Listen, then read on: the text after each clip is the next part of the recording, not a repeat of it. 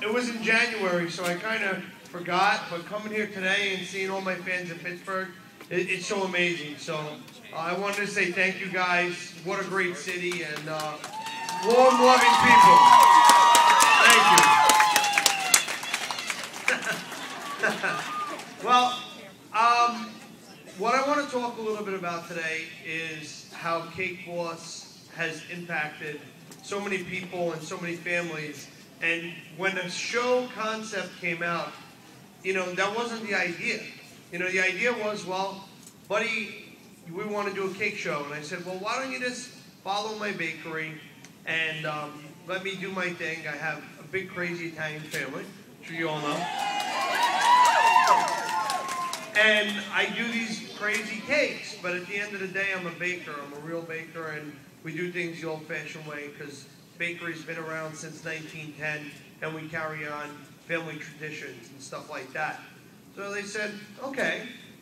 So when I said that concept, I didn't realize the show was going to bring families together each week to sit around the TV and watch Cake Boss. And I mean, I have 3 kids myself, and there's not too many shows which we all could sit down in front of the TV and watch and take something out of as a family. Cake Boss is one of those shows. And, I mean, it's heartwarming because to tell you the truth, I'm a family guy, and it means so much to me that I know that my show is bringing families together each week for half an hour. That's now my goal. My first goal was to, make my bakery a household name, which I promised my father. But, thank you. But now, my goal is to bring families together. My goal is to inspire young people to push for what they want to do in life. If you want to be a baker, if you want to be an artist, if you want to be this, you want to be that, it can happen. You got to work hard, and good things will happen. Be good, work hard, and that's basically how I got here. That's how come I'm here, and this is really what happened to me. So I've been hearing so many stories of inspiration. I had a mom come to me the other day, and she was crying, and she said that her son likes baking, cooking, the arts. He's not into football or baseball, and he's 13 and he gets picked on in school. She said, because of your show, he feels it's okay to be who he wants to be, because you're a rough, tough baker, and if you're doing it, it's okay.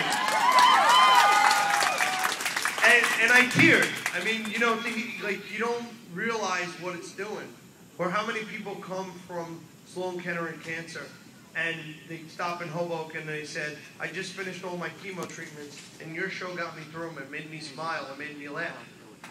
I mean, you hear things like that, and it's like, okay, it's more than that. It's becoming, an inspirational show and doing so much and seeing all these fans and families together and want to take pictures and me to do autographs. I mean, really, I couldn't be happier. I really, really couldn't be happier because at the end of the day, I don't feel like a celebrity. I feel like I'm a baker from New Jersey, and I'll never forget where I came from, and I'll never forget all you people who make me who I am. I will never do that.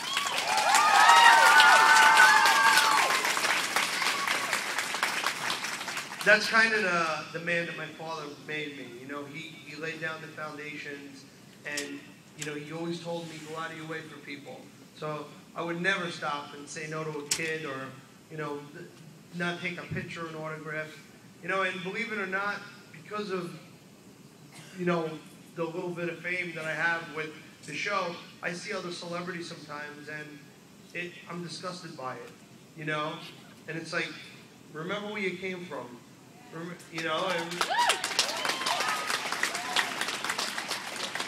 because you're all hard-working people. We all do the same thing. We all go to work every day. We work hard. We're all about family and good values. And that's the heart of America.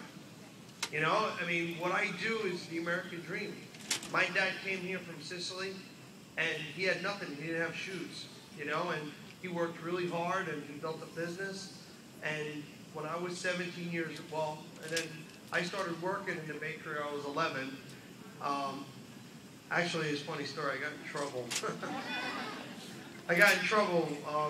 Me and my friends were playing in the woods with matches, and no, it was a little contained campfire with rocks. But my father, we got caught, and he said, "All right, now you're going to come to work." He says, "You're not going to play around with your friends on the weekends." I said, "Okay." And I was blessed enough because when I went to the bakery for the first day, I was like, you know, I'm good at this. This is what I want to do. People go through life their whole lives saying, from job to job, I don't know what I want to do. When I make my cakes, when I do my job, I'm happy. I'm actually happiest, you know. And I was lucky in that. I was unlucky in the fact that when I was 17 years old, my dad passed away. And I was a junior in high school, and I had to drop out of high school to go and run the family business. And my dad was, you know, like a god to all the employees, and, you know, I had to go and be in charge of 25, 30 people. I was 17 years old. I was a scared young boy at the time, but I had the roots that my father instilled in me.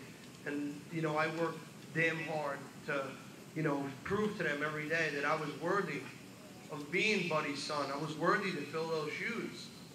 And, you know, now I'm the cake boss. It's like...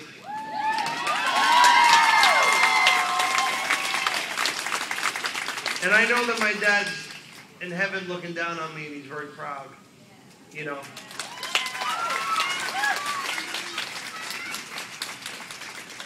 So, on the Cake Boss note, we're coming back on May 31st with a whole new season. We did 26 episodes. So, lots of fun stuff. We're going to Italy. So far, the most special cake I made was my wife's 30th birthday cake. She's somewhere hiding backstage. I'm happy she came to make the trip with me. And I actually did a life-size sculpture of her out of cake. And it was the hardest cake that I ever made because, you know, my wife's beautiful, and you don't want to make your wife fat, you know? So I was trimming that cake. Because she's not. She's skinny. She's like a size 0. So I was like, what am I going to do? So, but we had a lot of fun making it. And I also have a book coming out November 2nd, which I'm very proud of. Thank you.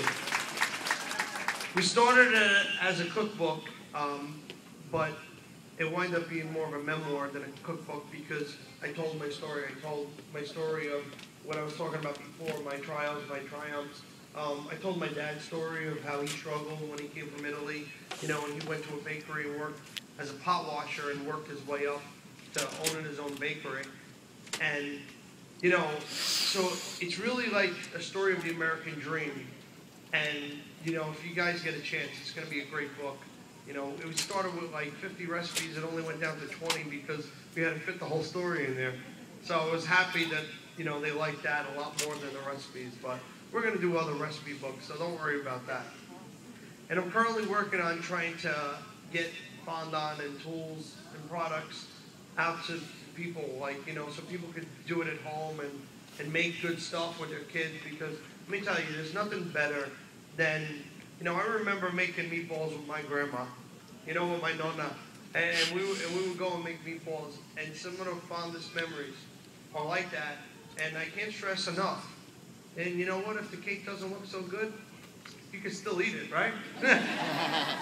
So, you know, do things with your kids. I mean, they would love to go and cake decorate, and I do with my kids. They love it.